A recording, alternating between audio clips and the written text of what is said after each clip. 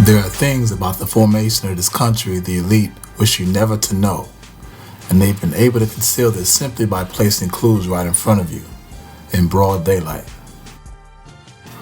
Although the founding pirates of this country have shown an enormous affinity towards Kemet, in the same breath, they diss them by covering up the African presence. With his tours on DC, master historian Anthony Browder reveals the African influence on this city's calculated design. Dan Brown's Angels and Demons and the Lost Symbol show many hidden historic jewels in the carvings of buildings. In comparison, Browder's research quantum leaps Brown's. See, this ain't some box office thriller, Africans. This is our story. His book and tour reveals what's been accepted as a misconstrued, harmless replica of an ancient African society that was purposely designed to resurrect the spiritual persona of Kemet to be used as the foundation of this country's identity. Now let's be clear.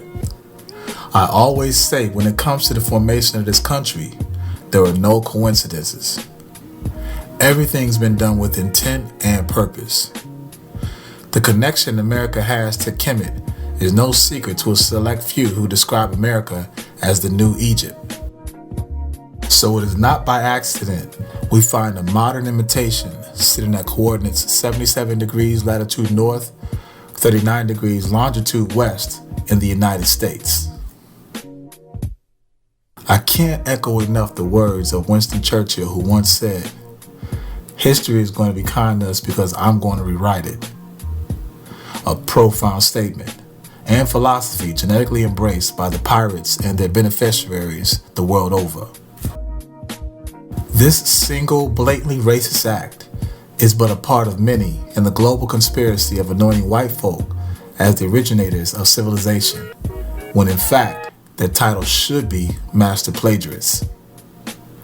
If you watch the video article Numerical Mysteries, you were exposed to one aspect of unveiling secrets with numbers. Browder introduces another. Using these tools enables you to see the Masonic influence throughout Chocolate City, whispering its African origin. Let's go in.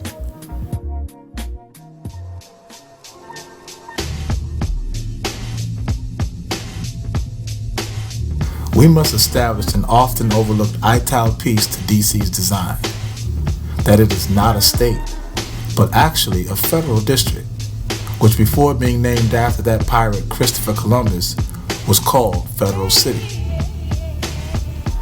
The Residency Act of 1790 gave President George Washington the authority to choose the location of the U.S. government, and on January 24, 1791, he announced it would be located on the east and west banks of the Potomac River, taking up parts of Alexandria, Virginia, and Georgetown, Maryland. Metaphysically speaking, another name for Washington is Wasatan, and if you look at a map, you see it is placed between Virginia and Maryland, or that Wasatan, or the devil, sits between Virginia and Maryland at the Virgin Mary's vagina, who in turn continued the birth of organized chaos and corruption. Now reason this. After the end of the 9th month, a baby comes to the womb once dilated 10 centimeters. Did you know Virginia is the 10th state and Maryland the 7th? Now remember from the video article Numerical Mysteries, number 7 is the invisible center and spirit of everything. Let that marinate a bit. Washington hired Andrew Ellicott to survey the land and Pierre Charles L'Enfant to design the city. Ellicott tapped Benjamin Banneker, a multi-genius who also happened to be one of the few free Africans in the region, for his knowledge of astronomy and geometry. He compiled a chart that not only listed the rising and setting of the sun, moon, and planets, but accurately predicted eclipses of the sun. He also laid out the constellation connections to the rising of Orion's belt, pointing towards Sirius, which is a character representation of Aset, wife of Asar. By night, He surveyed the constellations, literally bringing the heavens down to earth, giving Ellicott these blueprints to build DC by day. In 1971, a park was dedicated to him, ironically placed in the secluded rear of L'Enfant's Plaza, hidden from the more prominent sites everyone's more familiar with. You could be in this park and not even know it, thanks to the 2 street signs indicating Banneker Circle Southwest are gone, having yet to have been replaced. This monument has been treated no different than African people have been historically. Although Washington eventually fired L'Enfant a year after hiring him, he was a big player on many of the sites. He found the infamous address 1600 Pennsylvania Avenue, originally called the President's House, and changed to the White House after being burned and rebuilt following the War of 1812. What's not common knowledge is that President's Park was once a slave quarters where our ancestors were sold right in front of the White House. In 1824, it was renamed Lafayette Park after Marquis de Lafayette, a 20-year-old Frenchman who joined Washington's army. He was wounded in battle and later returned to America, celebrated as a hero, where a number of parks, streets, cities, and counties across America bear his name, Lafayette or Fayetteville.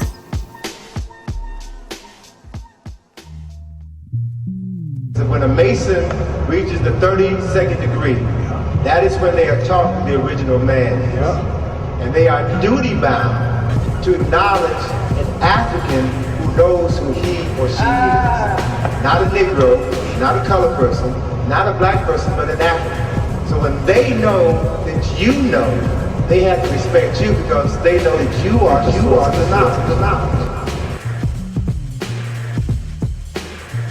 The city's original landscape being made into the shape of a square was no coincidence.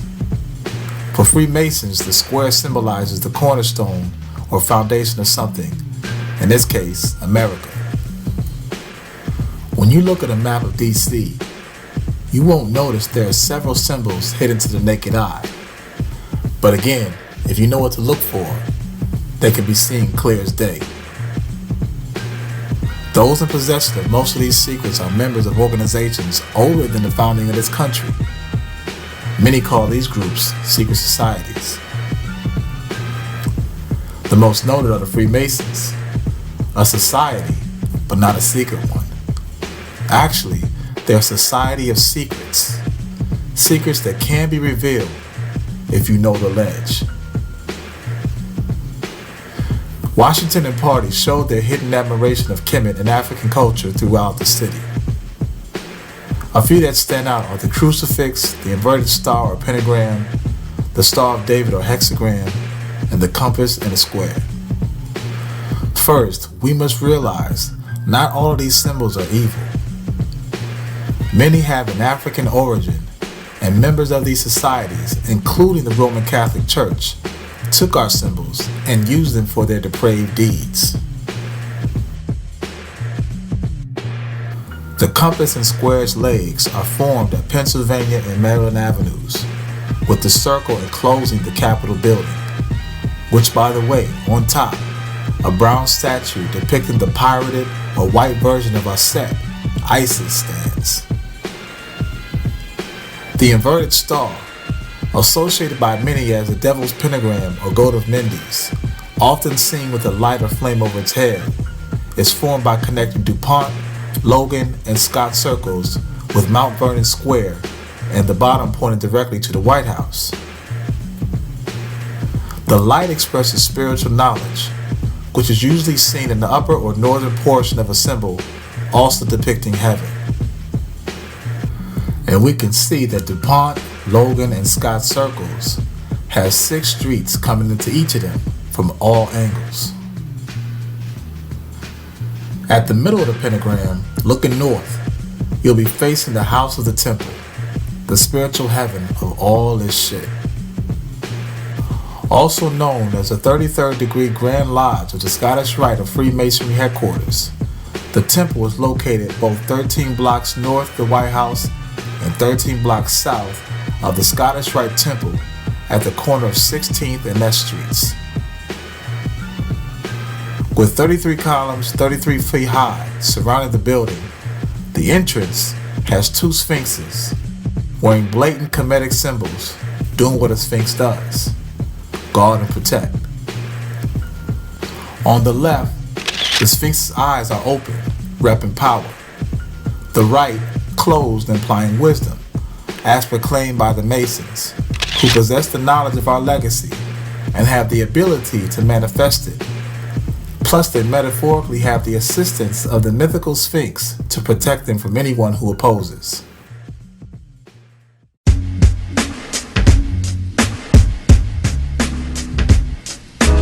Between 15th and 16th Streets, off Euclid, stands Meridian Hill Park, dubbed Malcolm X Park after the riots in the late 60s. We find that even though it was built 150 years after the original designers of DC, we can find Masonic symbols strategically placed throughout where only those in the know can recognize. The main attraction is the largest cascading waterfall in the country, whose water falls by way of 13 pools of increased width. Each spring, papyrus and lotus plants are planted, national icons of Kemet, symbolizing the upper and lower parts. A coincidence? This design was created by none other than Banneker, who plotted the exact position of the sun at high noon on the spring equinox in March 1791. His discovery also led to how time zones are measured today, but this too isn't mentioned in our history books. As Browder puts it, a meridian is a line of longitude that runs vertically from the north to south pole, spaced 15 degrees apart. The prime meridian numbers go east and west with a total of 24 meridian lines that determine the 24 time zones. The highest point of the day, of course, is when the sun is at high noon on one of those lines. Antemeridian, or AM, stands for the first 12 hours of the day, before noon. Postmeridian, or PM, are the last. Now, why do he want you to believe our ancestors were idol worshippers because they did things like relate the sun to the creator? But ask yourself, without the sun, the planet would freeze, eliminating life as we know it. So why is it wrong to acknowledge nature like one would a mystified God? Watch the God complex.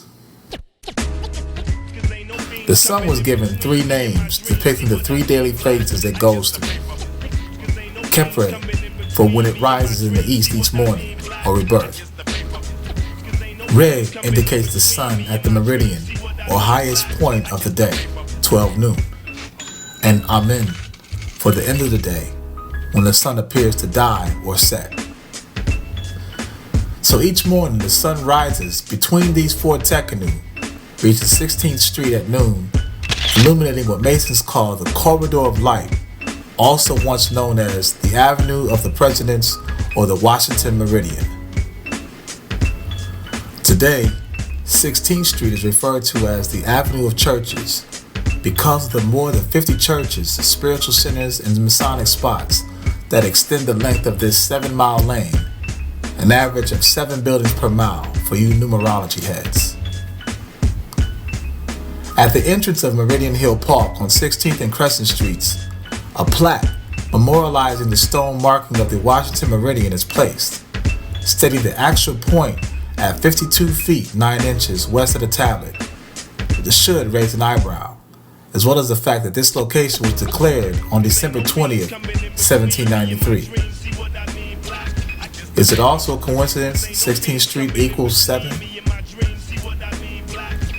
Again, with 7 indicating the invisible center and spirit hub of everything, 16th Street serves as the pathway of spiritual enlightenment. That's why they call it the Corridor of Light.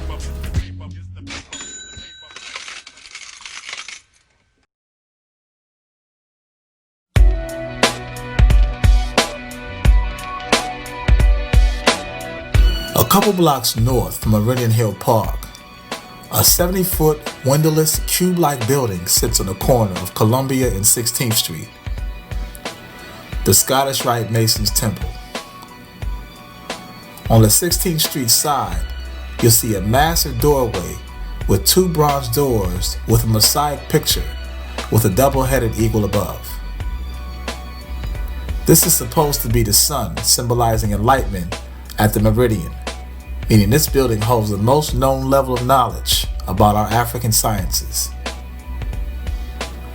The double-headed eagle stands for what Masons are taught. Sort of reminds me of the Sankofa bird. Between the heads is a pyramid with the number 32 inscribed on it, referring to the number of degrees every Mason can attain, the 33rd of which only a few are tapped.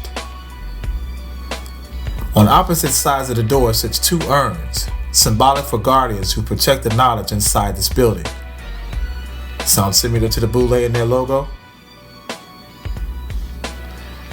At about waist length on the side panels of the doors is probably the most obvious confession confirming the African connection.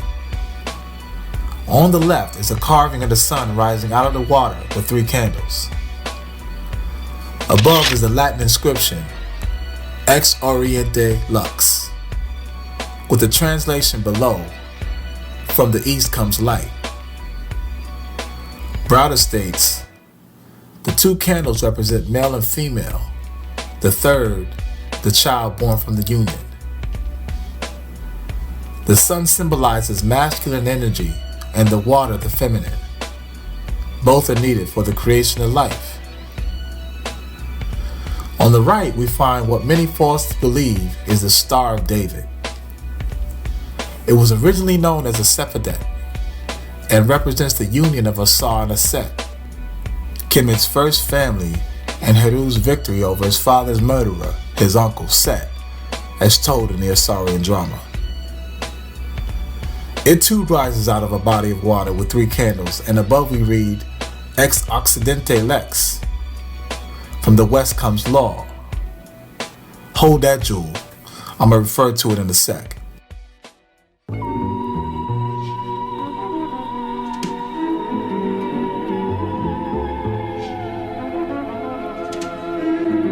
One of the 2 monuments dedicated to George Washington is the Masonic National Memorial, also known as the Light of Reason or Shooter's Towers, standing on Shooter's Hill, overlooking Alexandria, Virginia.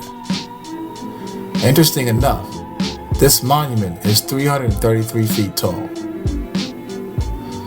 The design of this memorial is a bit-off copy of one of the wonders of the ancient world, the Lighthouse of Alexandria, built around 290 BC on the island of Pharos, today a part of the city of Alexandria, Egypt, which now sits below the waters of the Mediterranean Sea.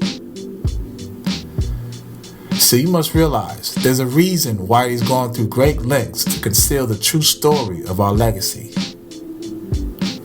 We might have never found out had they not decided to make stolen replicas of our monuments. It's as though they chose to gloat about this theft, and because of this egotistical gesture, the truth, though hidden, was preserved. It just needed someone like Browder to unearth it. We are beginning to remember. Probably the most popular site in DC, the average person today is completely unaware the Washington Monument is a bootleg version of a 6,000-year-old relic that represents the resurrection of the first ruler and president of ancient Kemet, Asar. Among the several other tekanus scattered around the world, the one least known is in New York City. It took 36,000 blocks of granite to build the not surprisingly white in color monument. The capstone is said to weigh exactly 3,300 pounds, and at the time of its completion, became the tallest structure in the world. Because the land was too unstable for it to be where it was initially mapped out to be, in 1804, Thomas Jefferson placed a stone marker at the original spot. Facing west, this marker is the center point of a crucifix with the Lincoln Memorial in front of you, the White House to your right, the Jefferson Memorial to your left, and the U.S. Capitol behind you. Inside, above the elevator to the observation deck over Washington's plaque, we see a Heru Bedet, the same symbol carved above the entrance of every temple in Kemet thousands of years ago. This one also has an inverted Sephadet on top of the sun disk. The disk symbolizes Heru with his parents, the Sephadet, a saw and a set in front. It must also be noted why they stole our symbols and altered the meanings to intensify the perception of their mythical power and intelligence, adding centuries of deceit and confusion. We find they just couldn't fight their insatiable urge to recreate Kemet throughout DC. So much so, they laid the streets out in the shape of a Sephadet. The Washington Monument also holds mad numerical mysteries. Finished December 6, 1888, we find the date comes to equal 9 and 7, together equaling 7, again the center of everything. The monument stands 555 feet tall and 55 feet wide. See the number 7? Even deeper, 555 feet actually equals 6,660 inches. What's more, an additional 111 feet of its height is below the surface.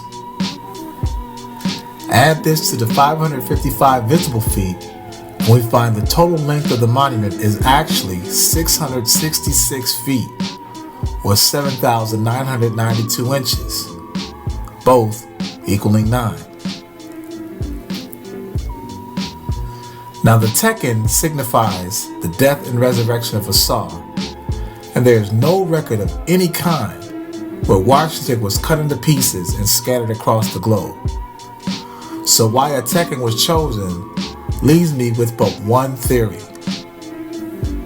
Knowing why these perverted ways, the Washington Monument actually honors this country's biggest prick. And in this case, I think the title is fitting.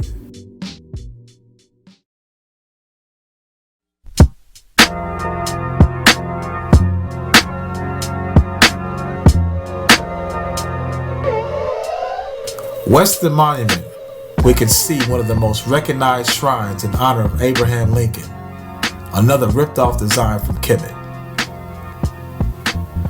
And behind the memorial sits America's most famous gravesite, Arlington Cemetery, where America's politicians, judges, and soldiers are laid to rest.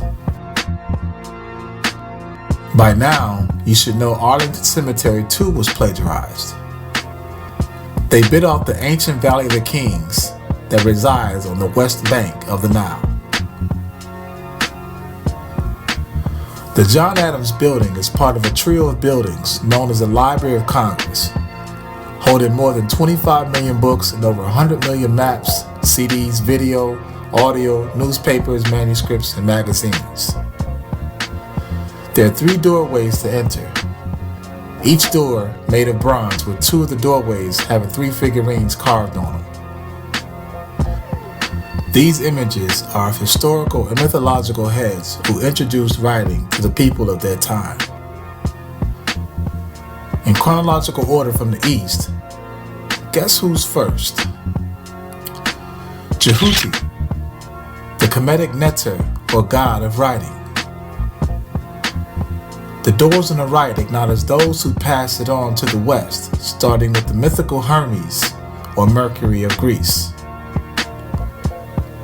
All of these are really renditions of Jehuti, and instead of crediting him, each made their own version, erasing the true identity, making it a several millennium-long mystery to learn of the true African originator.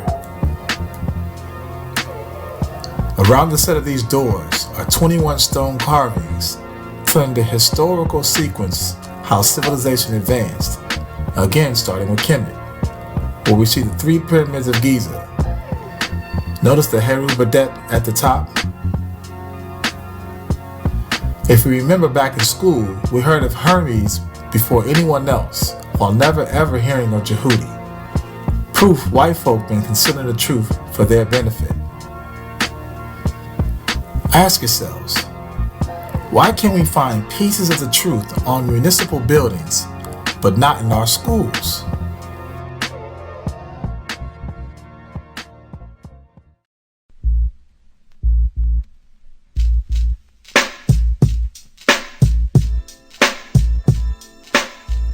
Saving what I find to be the most interesting structure for last is the Jefferson Building, also known as the Temple of Learning. This building is dedicated to the mythical Roman goddess of wisdom, Minerva, a pirated version of the African Neter, or goddess of wisdom and protection, Niet or Nut.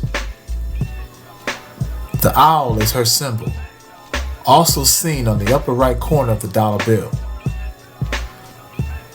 We also find Whitey secretly pays homage to her on the Rockefeller-owned Deer Island.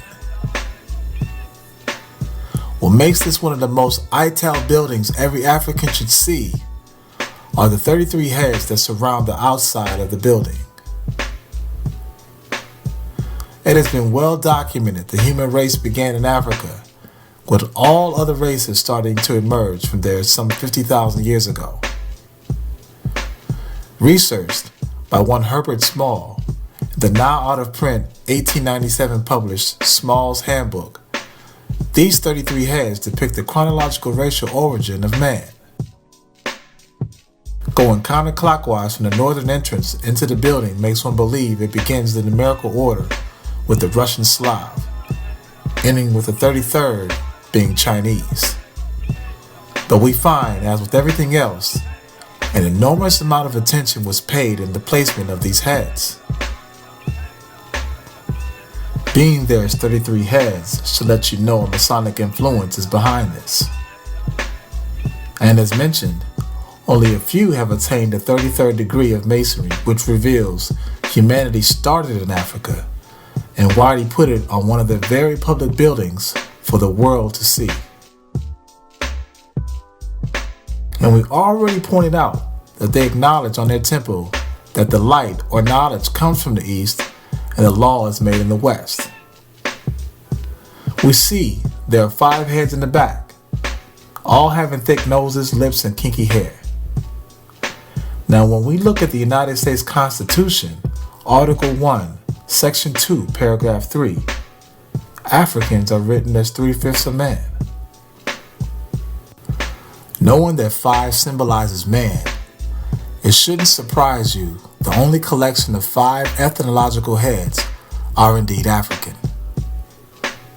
And although they are in the back of the building, they correctly face east, the direction of our homeland, the first heads to see the light of the sun every morning, where all the knowledge originated. Saying that, the 4 European heads in the front of the building correctly face west, facing the capital, where laws are made for being the foundation or perpetuators of today's chaos. Now don't be fooled. Just cause the interest is in the west, don't make it the first. That's the illusion global white supremacy wants you to believe. It shouldn't be a mystery why this is the least talked about feature on this building. See, they know who we are, and that they owe their entire existence to their African parents.